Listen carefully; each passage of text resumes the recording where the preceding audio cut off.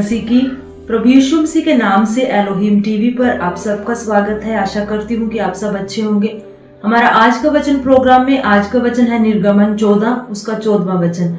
यहाँ पर परमेश्वर का वचन कहता है, यहोवा आप ही तुम्हारे लिए लड़ेगा, इसलिए तुम चुपचाप रहो। हालेलुया। प्रियो, ये उस समय की बात है जब मूसा इजराइलियों को मिस्र देश से निकाल कर लेकर आया और परमेश्वर ने मूसा के द्वारा बड़े ही अद्भुत कामों को मिस्र में किया। 10 विपत्तियां मिस्र पर परमेश्वर ने भेजी और उसके बाद बड़े ही बल और सामर्थ्य के द्वारा परमेश्वर अपने लोगों को मिस्र देश की गुलामी से निकाल कर लाया। लगभग 430 साल तक इजरायली लोग मिस्र की गुलामी में थे और 430 सालों के बाद परमेश्वर ने मूसा के द्वारा इजरायलियों को डिलीवर किया और उन्हें मिस्र से निकाल कर लेकर आया। लेकिन अब इजरायली उस जगह पर पहुंच गए हैं जहां पर आगे तो लाल सागर है और पीछे फिरौन की सेना। फिरौन ने पहले तो इजरायलियों को जाने दिया, लेकिन बाद में उसने अपना मन बदल लिया और उसने कहा कि मैं इनका पीछा करूंगा। उसने अपने सबसे कुशल सैनिकों को इकट्ठा किया, अपनी सबसे अच्छी बेस्ट सेना को उसने भेजा इजरायलियों का पीछा करने के लिए। और इजरायली लोग जिनकी परमेश्वर खुद आग और बादल के खंबे में होकर अगुवाई कर रहे थे, उन्हें लाल सागर के तट पर परमेश्वर लेकर जाते हैं। और जब वो लाल सागर के तट पर खड़े थे तो आगे लाल सागर है और पीछे फिरौन की सेना। इजरायली यहाँ पर घबरा जाते हैं और वो मूसा पर कुड़कुड़ाने लगते हैं और उसे कहते हैं कि क्या तू हमें मिस्र से इसलिए निकाल कर लेकर आया ताकि हम यहाँ पर मर जाएं? तू हमें मारने के लिए मिस्र से निकाल कर लेकर आया है।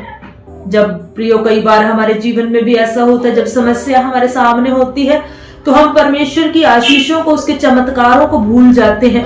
परमेश्वर ने बड़े बड़े और अद्भुत काम इजरायलियों के जीवन में किए, लेकिन जब समस्या सामने आई तो वो परमेश्वर और मूसा पर कुड़कुड़ाने लगे और कहने लगे कि तू हमें मिस्र से इसलिए निकाल कर लेकर आया ताकि हम इस जंगल में मर जाएं। अब सामने तो लाल सागर है और पीछे फिरौन की सेना है। अब तो बचने का कोई उपाय नहीं है, हम निश्चय मर ही जाएंगे। लेकिन उसी समय परमेश्वर मूसा के द्वारा इजरायली लोगों से ये कहता है कि डरो मत और चुपचाप खड़े रहो और वो उद्धार का काम देखो जो यहोवा तुम्हारे लिए लड़ेगा। हालेलुया। प्रियो, परमेश्वर खुद आग और बादल के खंबे में होकर इजरायलियों की अगुवाई कर रहे थे। वो अपनी मर्जी से लाल सागर के तट पर नहीं पहुंचे थे, परमेश्वर उन्हें वहां पर लेकर गया था। यहाँ पर परमेश्वर इजरायलियों से कहता है कि तुम शांत रहो। हालेलुया। कई बार जब संकट हमारे जीवन में आता है, जब समस्याएं हमें चारों तरफ से घेर लेती है, तो सबसे पहले हमारी जो शांति है वो हमारे जीवन से चली जाती है। एक अजीब सा डर और बेचैनी हमारे जीवनों में छा जाती है, जिसकी वजह से हमेशा उस डर और बेचैनी के कारण हम गलत फैसले ले लेते हैं। क्योंकि जब हमारा मन शांत होता है तभी हम सही निर्णय को ले सकते हैं, लेकिन जब हमारा मन बेचैन और डर में होता है तो हम अक्सर गलत फैसले ले लेते हैं। इसलिए परमेश्वर ने कहा कि तुम शांत रहो, चुपचाप रहो और अपने परमेश्वर पर भरोसा रखो और देखो कि परमेश्वर कैसे तुम्हारे लिए लड़ेगा। हालेलुया। परमेश्वर ने मूसा से कहा कि अपनी लाठी को लाल सागर के ऊपर बढ़ा। जब मूसा ने अपनी लाठी को लाल सागर के ऊपर बढ़ाया तो लाल सागर 2 भाग हो गया। हालेलुया। जो मनुष्य की दृष्टि से असंभव था, उस असंभव काम को परमेश्वर ने अपने लोगों के लिए संभव किया। लाल सागर का पानी दीवारों की तरह खड़ा हो गया और उसके बीच में से सूखी भूमि दिखाई देने लगी और 20 लाख इजरायली लोग, इमेजिन करिए, उस लाल सागर के बीच में से होकर जा रहे हैं, जहाँ पे बीच में तो सूखी भूमि है लेकिन साइडों पर पानी जो है वो दीवारों की तरह खड़ा है। और जब फिरौन की सेना पीछा करती करती वहां पर पहुंची तो उन्होंने भी सोचा कि हम भी इस लाल सागर के बीच में जो रास्ता परमेश्वर ने दिया है इसमें से होकर पार निकल जाएंगे। लेकिन जब उन्होंने ऐसा करने की कोशिश की तो वचन में लिखा है कि परमेश्वर ने हवा बहाई और सारे के सारे मिस्री जो सेना थी वो अपने रथों समेत, सैनिकों समेत लाल सागर के पानी में डूब कर मर गई। परमेश्वर ने लाल सागर के पानी को फिर से इकट्ठा कर दिया। हालेलुया। प्रियो, जब हम शांत होते हैं, जब हम चुप होते हैं और अपनी लड़ाई को परमेश्वर के हाथों में दे देते हैं, तब परमेश्वर हमारे लिए लड़ता है, परमेश्वर हमारे लिए रास्ते निकालता है और ऐसे अद्भुत और अचंभी रीति से परमेश्वर हमारे लिए काम करता है कि दुनिया भी देखती रह जाती, लोगों की भी आंखें फटी की फटी रह जाती है कि ये हुआ क्या, ये हुआ कैसे। क्योंकि जो परमेश्वर हमारे लिए लड़ता है तो वो अद्भुत रीति से हमारे लिए काम करता है। वो इंसानी सोच के द्वारा संभव नहीं, वो इंसानी प्रयासों के द्वारा संभव नहीं, लेकिन परमेश्वर के द्वारा संभव है। परमेश्वर के द्वारा सब कुछ हो सकता है। इसलिए अगर आज आप किसी युद्ध में है, लड़ाई में है, किसी भी तरह के संघर्ष में है अपने जीवन में, तो आप डरिए नहीं, शांत रहिए और परमेश्वर पर भरोसा रखिए। अपनी हर लड़ाई को परमेश्वर के हाथों में दे दीजिए, वो आपको विजयी करेगा। हालेलुया। यहोशापात के जीवन में हम देखते हैं, जब यहोशापात राजा, यहूदा का राजा था, इजराइल 2 भागों में बंट चुका था। यहूदा एक छोटा राज्य था और 3 राजाओं ने मिलकर यहूदा को घेर लिया। यहोशापात के राज्य पर अटैक करने के लिए 3 शक्तिशाली राजा आपस में मिलकर आते हैं। और जब यहोशापात ने उस बड़ी सेना को देखा तो उसने सेना को तैयार नहीं किया, उसने युद्ध के हथियारों को तैयार नहीं किया, रथों को तैयार नहीं किया। उसने पूरे राज्य में उपवास का प्रचार किया और वो यहोवा के भवन में गया और उसने प्रार्थना की और उसने कहा कि हे परमेश्वर, हमारी आंखें तो तेरी ओर लगी हैं, हम नहीं जानते कि हमें क्या करना है। हालेलुया। यहोशापात उस समय शांत रहा, क्योंकि वो जानता था कि अगर मानवीय दृष्टि से देखें तो यहूदा उस समय हार चुका था, क्योंकि उन 3 शक्तिशाली राजाओं के साथ अगर यहूदा अपने बल पर, यहोशापात अपनी सामर्थ्य पर लड़ने के लिए जाता, अपनी सेना के बल पर लड़ने के लिए जाता, तो वो कभी नहीं जीत सकता था।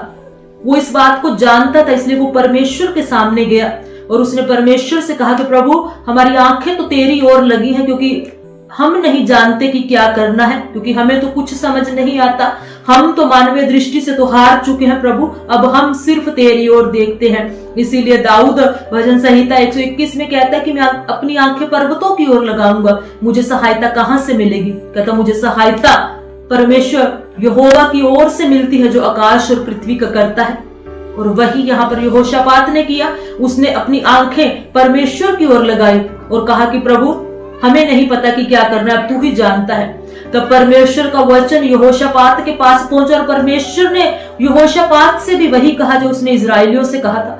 परमेश्वर ने कहा कि तू डर मत, ये लड़ाई मेरी है, मैं स्वयं युद्ध लड़ूंगा। हालेलुया। उस समय परमेश्वर ने यहोशापात को वचन दिया और उस वचन के अनुसार यहोशापात ने किया। सेना को और सैनिकों को, रथों और घुड़सवारों को लड़ने के लिए नहीं भेजा गया, लेकिन परमेश्वर के आराधक जो थे, परमेश्वर के याजक जो थे, वो पर आगे भेजे गए।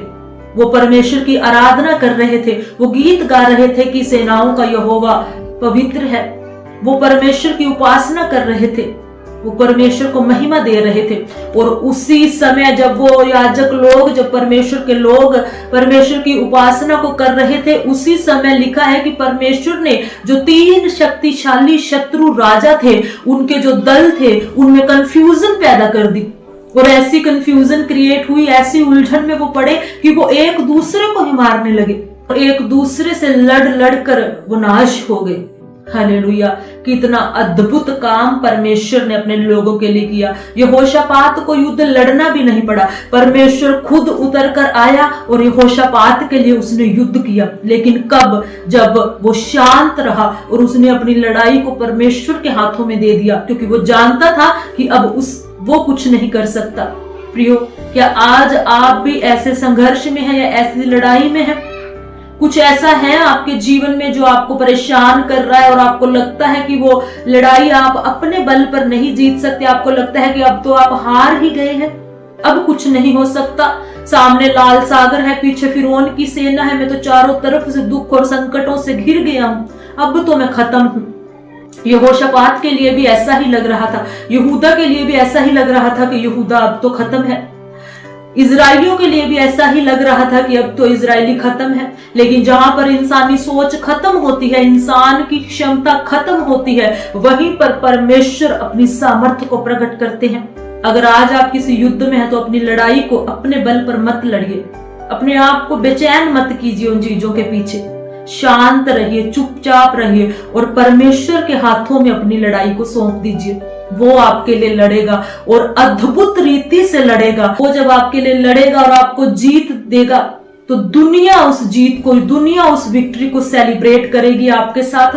वो देखेगी कि कैसे अद्भुत काम आपके परमेश्वर ने आपके जीवन में किए हैं। हालेलुया।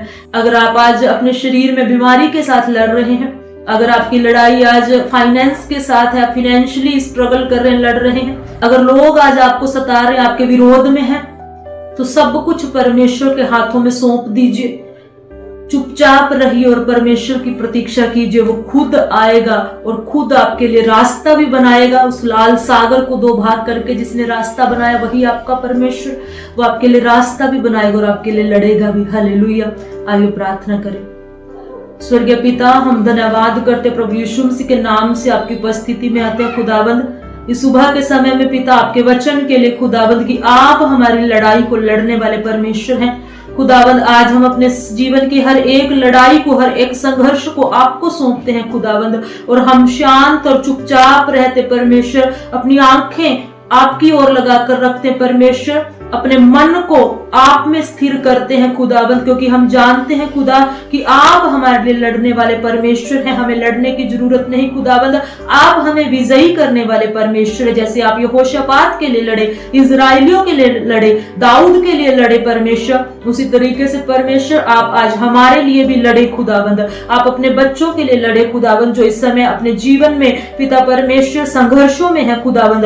आप इनके लिए रास्ता खोलिए, जैसे आपने खुदाबंद इजराइलियों के लिए लाल सागर के बीच में से मार्ग दिया खुदाबंद। आज इनकी समस्याओं के बीच में से भी परमेश्वर आप इनके लिए रास्ता खोले पिता। हर एक भाई बहन को आपके हाथों में समर्पित करते खुदाबंद। हर एक के जीवन में परमेश्वर आप कार्य करें खुदा, हर एक की लड़ाई को आप लड़े खुदाबंद, और इन्हें परमेश्वर विश्वास दे, भरोसा दे खुदाबंद कि परमेश्वर आप इनके साथ हैं खुदा। जैसे आप इजराइलियों के साथ थे, यहोशापात के साथ थे, दाऊद के साथ थे, आप हमारे भी साथ हैं खुदाबंद। आप हमारी अगुवाई करने वाले परमेश्वर, अपने जीवनों को आपके हाथों में समर्पित करते हैं खुदाबंद।